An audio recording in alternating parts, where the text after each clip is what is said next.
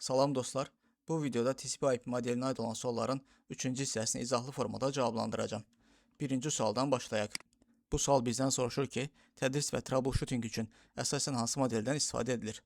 Doğru cavab B variantı OSI modeli. OSI modeli şəbəkə texnologiyalarını öyrənmək və şəbəkədə yaranan problemlərin diaqnostikası və aradan qaldırılması üçün geniş istifadə olunan referans modelidir. Keçək növbəti suala.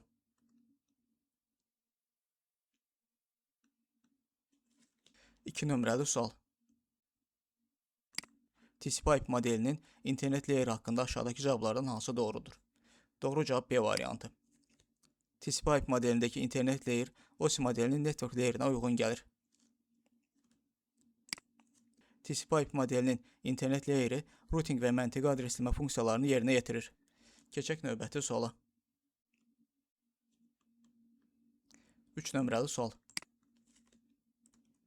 Aşağıdakı xüsusiyyətlərdən hansı həm OSI modelində, həm də TCP/IP modelində mövcuddur? Doğru cavab A variantı. Hər iki model şəbəkə əlaqəsini layerlərə bölür.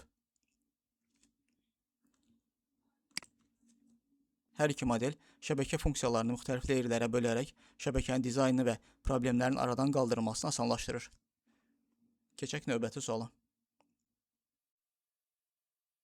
4 nömrəli sual.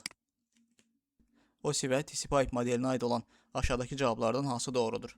Doğru cavab A variantı. OSI modeli nəzəri modeldir, TCP/IP modeli isə praktikada istifadə olunan modeldir. OSI modeli şəbəkə anlayışlarını izah edən nəzəri modeldir. TCP/IP modeli isə real şəbəkələrdə və internetdə istifadə olunan praktik modeldir. Keçək növbəti suala. 5 nömrəli sual.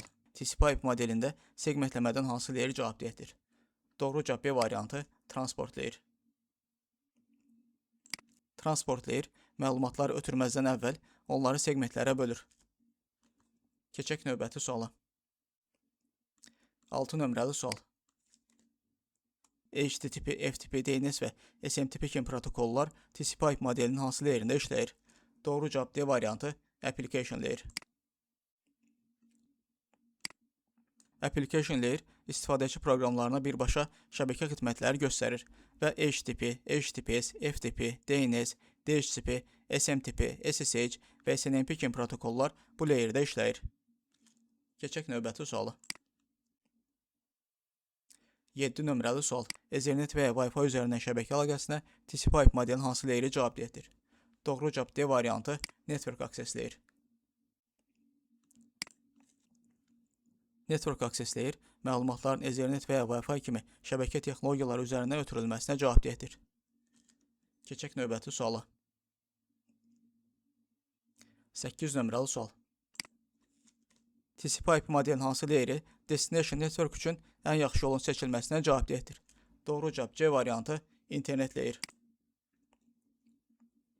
TCP/IP modeli internet layeri IP protokolundan istifadə edərək destination network üçün ən yaxşı yolu müəyyən edir. TCP/IP modelinə aid olan sualları izahlı formada cavablandırmağa çalışdım. Ümid edirəm ki, bu sualların izahı şəbəkəni daha yaxşı öyrənməyinizə kömək edəcək. Videonu bəyəndiysəniz, like etməyi, şərh yazmağı və dostlarınızla bölüşməyi unutmayın.